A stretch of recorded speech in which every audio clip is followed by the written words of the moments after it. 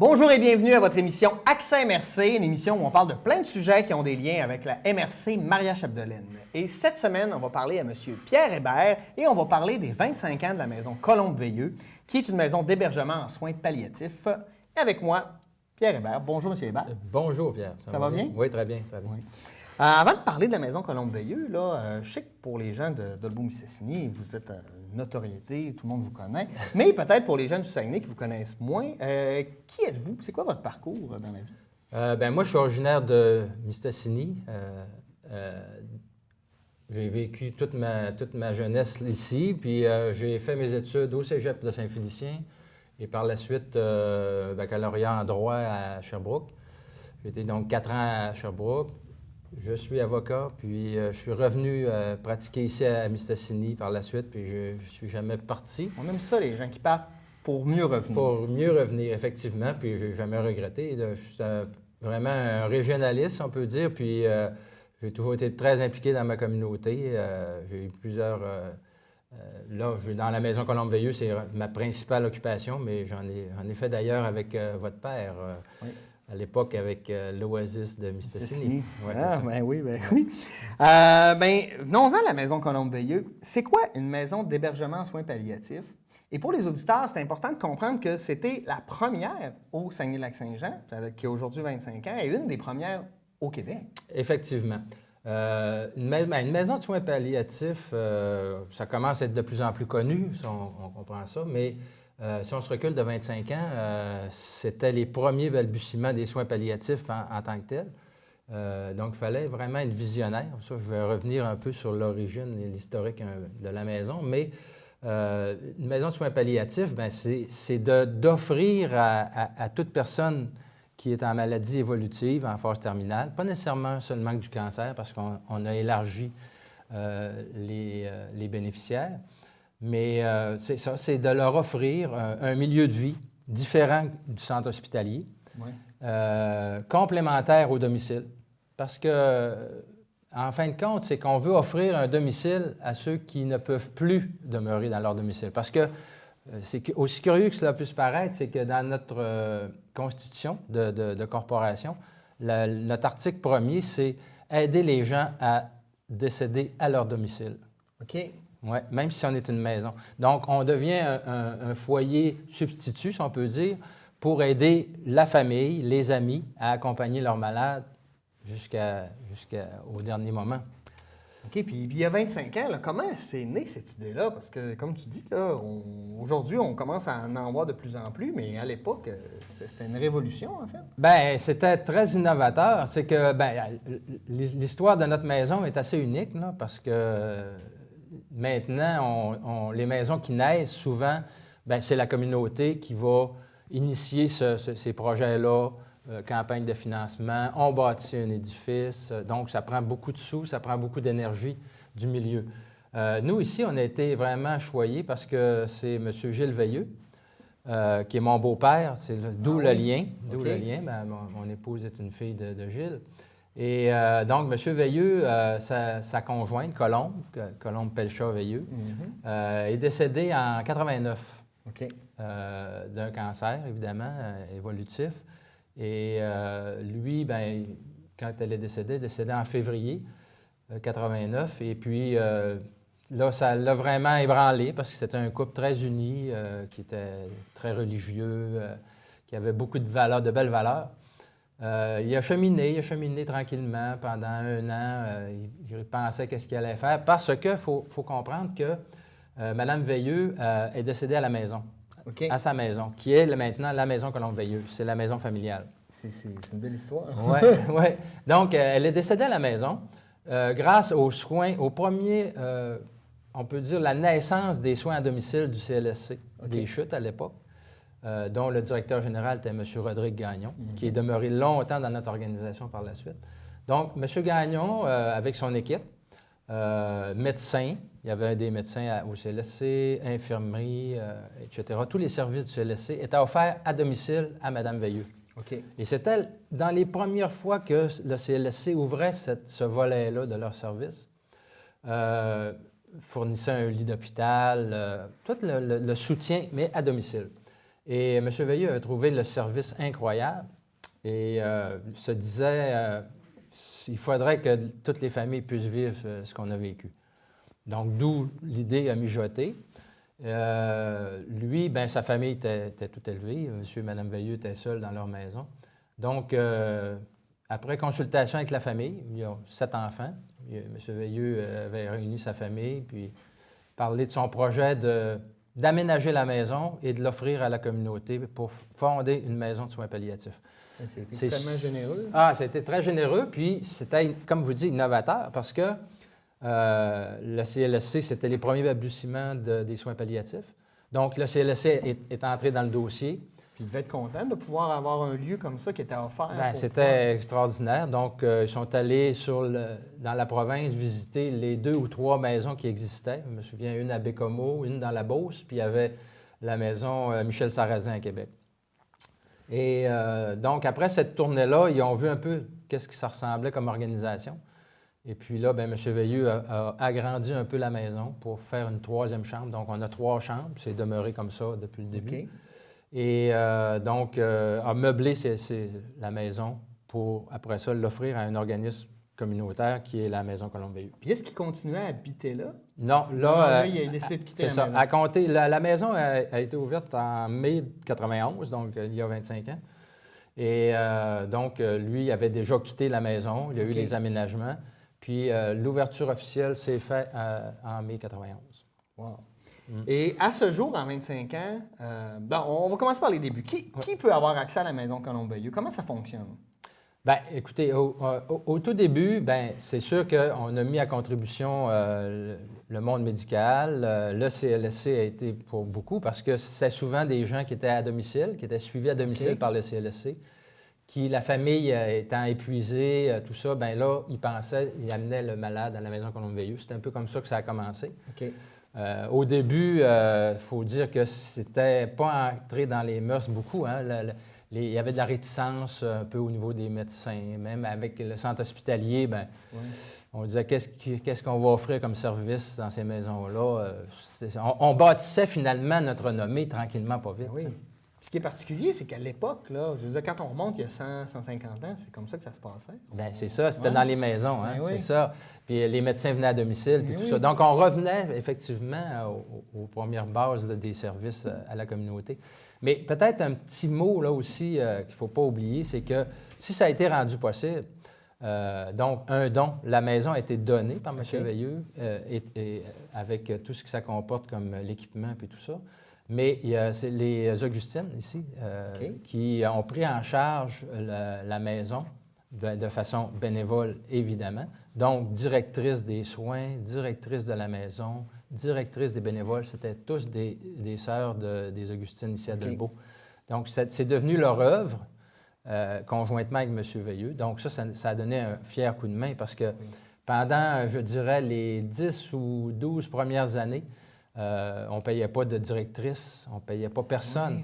Il y avait seulement les infirmières qui assuraient le service 24 heures sur 24, 7 jours par semaine, qui étaient rémunérés, mais tout le reste était assumé bénévolement, soit par les sœurs, soit par des bénévoles qui sont demeurés pour la cuisine, l'entretien, etc. Donc, c'est ça qui a été la force finalement de l'organisation, parce que sans ça... ça a permis de créer des bases solides pour pouvoir continuer. Effectivement, puis d'inculquer là, dans la communauté, bien, les gens se sont appropriés cette maison-là. Oui, hein?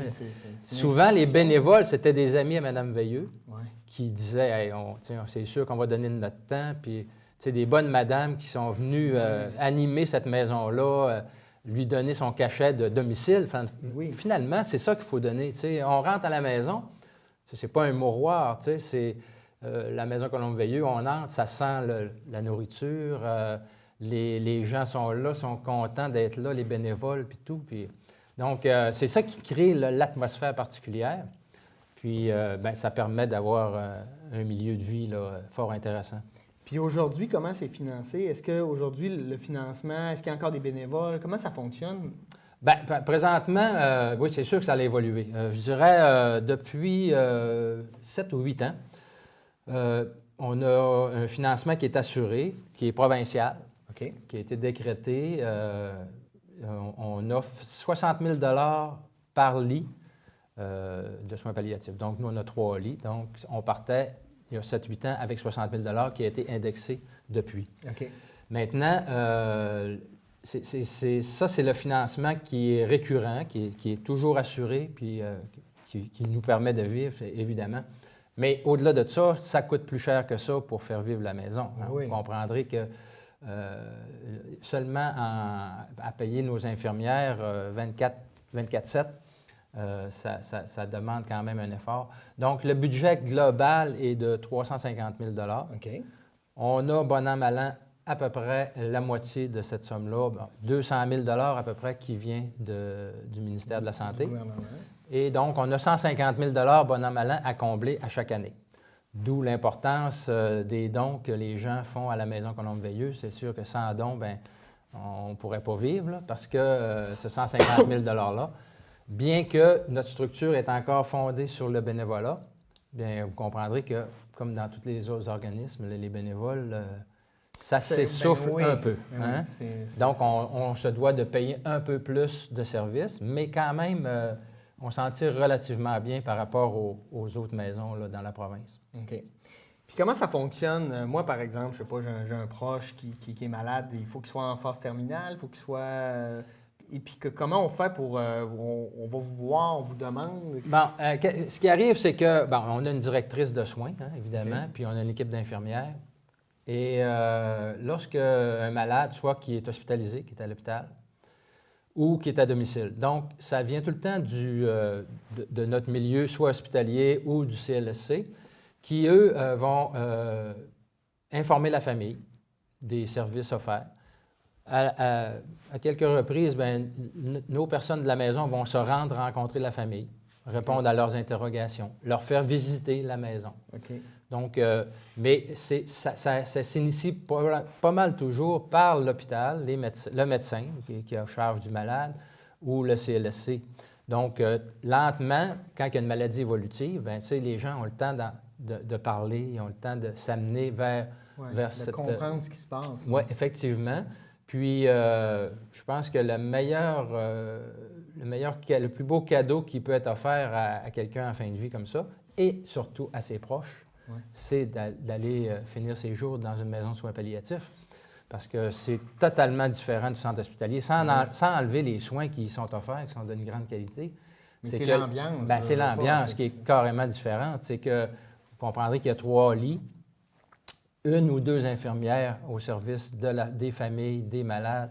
Donc, ils sont traités vraiment aux petits soins et sont accueillis, ils sont accompagnés autant spirituellement que la santé physique. On est à l'écoute de leurs besoins. Là. Effectivement. Et les soins palliatifs, qu'est-ce que c'est? Bien, finalement, c'est le contrôle de la douleur. Si on peut résumer, là, ce n'est pas des soins curatifs, hein, palliatifs par rapport au curatif. Donc, le palliatif, c'est il ne faut pas que le malade souffre. Oui. Hein? Donc, tout est orienté, la médication, les médecins, les infirmières. On surveille le malade, on s'informe, on veut qu'il soit confortable. Et que la famille, par le fait même, voit son malade qui est quand même relativement bien et donc serein, hein, dans un climat serein. Et je pense que quand on réussit, là, tout cet amalgame-là... Puis c'est pas des soins de fin de vie, parce que là, on sait que ça c'est arrivé, les soins de fin de vie. C'est dans le sens où, moi, je pourrais dire, c'est pas... on fait pas d'euthanasie, là. On n'est pas là-dedans, là. On est vraiment... On laisse les gens partir par eux-mêmes. Ils sont en fin de vie déjà, ce que je me suis mal exprimé, là. Mais parce que vous avez pris position face aux nouveaux... au droit de mourir dans la dignité, en fait, aux nouvelles lois. C'est quoi votre position par rapport à ça? Bien, écoutez, ça a été quand même débattu de longue date. Ouais. Hein? Il y a eu une commission parlementaire. D'ailleurs, j'ai assisté parce que je suis dans l'Alliance des maisons de soins palliatifs provinciales. Et ça a été vraiment une période de réflexion, hein, pour les maisons de soins palliatifs. Il n'y a pas eu de position provinciale de prise corporative, une position corporative, là. Mais on sait que la très grande majorité des maisons n'offrent pas l'aide médicale à mourir. Parce que c'est bien différent d'accompagner quelqu'un dans sa mort naturelle que de provoquer la mort de quelqu'un. Bien, c'est exactement. Puis nous, ce qu'on a toujours craint avec cette notion-là, c'était une confusion hein, pour les gens, les proches de la famille. Bon, notre malade, s'il a ses injections, tout ça, qu'est-ce qu'ils vont mettre là-dedans? C'est une question de crédibilité et de confiance. Ben oui. Puis, en ayant une position tranchée, nous, le conseil d'administration s'est prononcé, c'était bien clair, on ne ferait pas d'aide médicale à mourir dans nos murs. Cependant, on est obligé par le CIUS d'avoir un protocole si jamais quelqu'un à la maison demandait tout de même cette aide médicale à mourir qui lui est offerte. Donc, à ce moment-là, il y aurait prise en charge du patient par le CIUS, transfert soit à l'hôpital ou à domicile, où ces services-là pourraient lui être offerts. Parce que finalement... Vous ne voulez pas changer la vocation. Là. Non, puis... mais il y a certaines maisons qui, après réflexion, ont dit oui, on va pouvoir l'offrir. Okay. Mais ça, c'est un choix qui appartient à chaque conseil d'administration. Mais je vous dirais que sur 30 maisons au Québec, il y en a peut-être 2 ou 3 là, qui ont signifié qu'ils l'offriraient. OK. Maintenant, les 25 ans. Aujourd'hui, c'est le 25e anniversaire. Pas aujourd'hui même, mais là, on était aux 25 ans de la Maison Colombe-Veilleux. Qu'est-ce que ça signifie pour la communauté? Faites-vous des activités ou comment vous allez souligner ça? Et comment vous voyez l'avenir aussi? Parce que ça continue, cette belle histoire-là. Oui.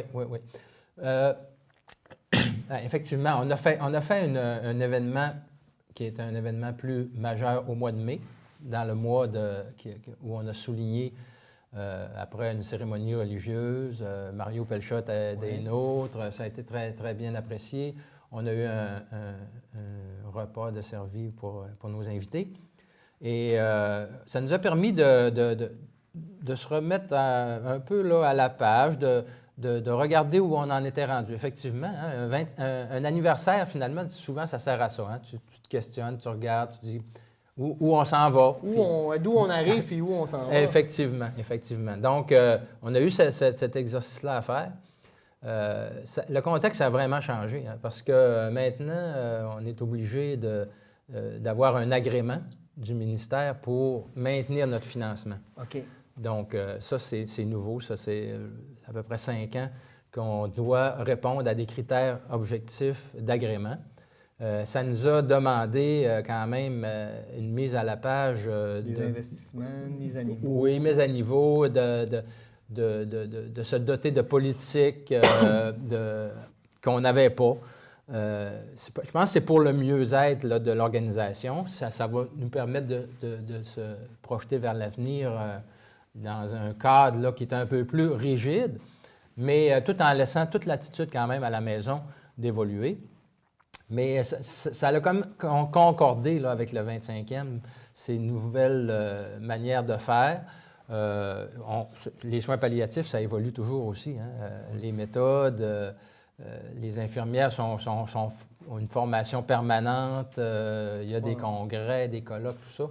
Donc, on se garde à la page toujours, puis je pense que c'est ça qui fait le secret de notre succès. Donc, pour revenir au 25e, donc ça a été le gros événement au mois de mai.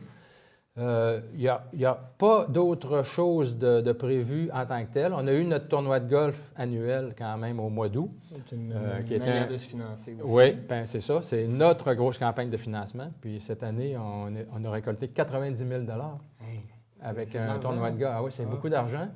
Puis ça démontre la générosité du milieu. Hein, puis pas juste la générosité, mais l'importance que la Maison Colombe-Veilleux a dans la communauté, en fait, parce que les gens auraient pu être généreux pour d'autres causes. Là. Vous n'êtes pas la seule cause qui effectivement l'argent, donc c'est... Ah non, c'est majeur. Puis on le sait qu'on est soutenu par... C'est ça qui donne un peu la motivation là, aux membres du conseil d'administration, au personnel, aux bénévoles, parce que c'est assez rare qu'on ait des critiques négatives à l'endroit de la maison.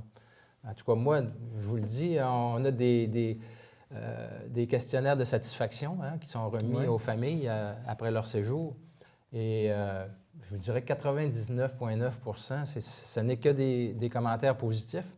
Puis il s'agit de tendre l'oreille pour voir ceux qui ont vécu des expériences à la maison, Oui, pour comprendre que c'est un milieu qui fait l'unanimité. Oui, moi, étant natif du coin, j'en entends parler depuis que je suis adolescent, mais c'est Ouais. toujours de manière dithyrambique. Ah oui, oui, oui. Fait que donc, ça se maintient toujours, ça, cette renommée-là. Puis ça, c'est tout à l'honneur des gens qui y travaillent, là. Le personnel est vraiment incroyable. Il y a des expériences de vie qui sont... tu sais, cette période de la vie-là nous amène aussi amène les familles à une réflexion. Réfléchir sur leur vie présente. Exactement. Ça crée des rapprochements. Parce que, il faut bien se le dire, que la maison, c'est pour le malade, mais c'est beaucoup aussi pour la famille. C'est elle qui reste, hein? C'est la famille qui reste puis qui vit le deuil. Là. Exactement. Donc, notre personnel est très à l'écoute des besoins de ces familles-là. Et c'est pour ça qu'après, les familles, ils sont unanimes à dire, on a eu tout que des services à la Maison Colombe-Veilleux. Puis moi, c'est chapeau au personnel. Hein. Ah oui. Puis pour l'avenir, comment vous entrevoyez ça? Est-ce que vous êtes dans une dynamique de on maintient nos services et puis l'idée, c'est de maintenir les services, donc d'aller chercher toujours l'environ 150 000 qui nous manque par année, ou vous avez aussi des projets ou une vision à plus long terme où vous voudriez, je ne sais pas, développer. Là. Tu sais, quand on parle des entrepreneurs, on leur demande comment vous voulez le développer. Là, c'est plus étrange comme question, mais comment vous entrevoyez l'avenir à la Maison Colombe-Veilleux? Bien, d'abord, déjà de maintenir ce qu'on a, les acquis qu'on a, parce que je pense que c'est déjà un défi en soi, là. Pour un petit milieu comme nous autres, hein, vous comprenez que ça demande un effort. Ouais, dans les situations économiques des gouvernements aussi. C'est ça, c'est un effort à chaque année, ça se renouvelle. Moi, je suis très optimiste parce qu'on a une équipe qui se renouvelle au conseil d'administration. Le personnel, on a de jeunes infirmières parce qu'il faut bien comprendre, notre personnel n'a pas les revenus, qui sont offertes dans le réseau. Hein. Ouais. Et on pourrait dire, qui va accepter de venir à la maison? Mais ils ont un milieu de travail qui est différent aussi. Exactement, là, exactement. Puis comme on dit, il y a une vocation aussi là-dedans. Ouais. Donc, c'est là-dessus qu'on peut se fier. Puis on a de jeunes infirmières qui sont extraordinaires. Donc, consolider ce qu'on a. On ne peut pas penser en termes d'expansion ou quoi que ce soit, parce que présentement, on peut dire qu'on répond aux besoins de la population. Il n'y a pas une liste d'attente. Là. À certains égards, oui, à certains moments de la vie. Ouais. Mais vous voyez, dans les dernières années, on reçoit environ 80 bénéficiaires par année. OK. C'est quand même relativement élevé. Et nous, on dessert la MRC Maria-Chapdelaine. En entier. En entier. Donc, une population, je pense, 23 ou 25 000. Et le ratio du ministère, c'est 1 lit par 30 000 habitants. Donc, on est vraiment dans le... Donc, on ne pourrait pas dire, on voudrait un lit additionnel qui serait subventionné. On aurait de la difficulté. Avec les 3 lits que vous avez là, vous subvenez effectivement. en masse aux besoins. Puis, il faut penser aussi que quand le ministère a déployé les soins palliatifs au Québec, ils ont aussi, avec ces critères-là, de 1 par 10 000 habitants, là, ils ont dit, hop, on a 30 maisons, on est correct. Il y en a tant dans les hôpitaux, puis là, ils ont fait le calcul, puis présentement, ça répond aux normes. Okay. Donc, ça serait difficile pour nous d'accroître ça. De toute façon, au niveau simplement physique, la maison est à son maximum. Mais comme je vous dis, ça répond très bien à nos besoins, ça répond aux besoins de la population. Puis, je pense qu'on va continuer dans ce sens-là. Puis, étant une des premières, vous avez une expertise. J'imagine qu'il y a des gens de partout au Québec qui sont venus vous voir puis vous poser des questions pour organiser leur propre maison. Bien, effectivement, on a servi d'exemple. Comme nous, on s'était tourné vers ceux qui étaient déjà en opération à l'époque. Oui, il y a beaucoup de maisons qui étaient au stade de projet, nous contactaient pour comprendre notre mode de fonctionnement. L'avantage qu'on a eu, puis je vous l'ai dit d'entrée de jeu, c'était que la maison nous a été offerte gratuitement. Parce vous comprenez que si on avait eu, mettons, un 250 300 000 à mettre dans les immobilisations, on partait avec, comme on dit, avec une strike. Hein? Mais là, on n'a pas eu ça. Donc, on a seulement eu à penser aux opérations. Puis ça a fait que ça a eu le succès qu'on a là. Et si on veut donner à la Maison Colombe-Veilleux, on veut faire des dons, comment ça fonctionne? Bien, il y a, comme je vous disais, notre tournoi de golf annuel au mois d'août. C'est l'Omnium Joanne Pelchat. On est affilié à la famille de Mario Pelchat, Joanne qui était sa sœur. Donc, la famille Pelchat a offert cet Omnium-là, ça fait plus de 15 ans, au profit de la maison. Donc, ça, c'est notre grosse campagne. Quand le tournoi arrive, vous le voyez dans les médias, puis les gens peuvent venir jouer. On a un beau souper avec un volet culturel, puis c'est très bien. Ça, c'est une première façon. Il y a aussi les dons dans les salons funéraires. Hein. Souvent, les familles qui sont passées vont dire, bon, offrez les dons à la Maison Colombe-Veilleux. Donc, ça, c'est une belle façon de nous soutenir parce que ça représente, bon an, mal an, peut-être un tiers de notre financement qu'on a besoin par année. Oui, c'est beaucoup. Donc, ça, c'est une autre façon. Et aussi, il y a beaucoup de petites mini-campagnes qui se lèvent comme ça un peu au fil de l'année. Quelqu'un organise une petite activité, une épluchette de blé d'Inde, quelque chose, dit, bon, bien, est-ce que vous voulez, parce qu'on ne voudrait pas que tout le monde commence à faire des petites campagnes partout, mais ils communiquent avec nous, puis ils nous offrent qu'est-ce qu'ils veulent nous offrir. Puis... Merci beaucoup, M. Hébert, d'être venu nous parler de la Maison Colombe-Veilleux.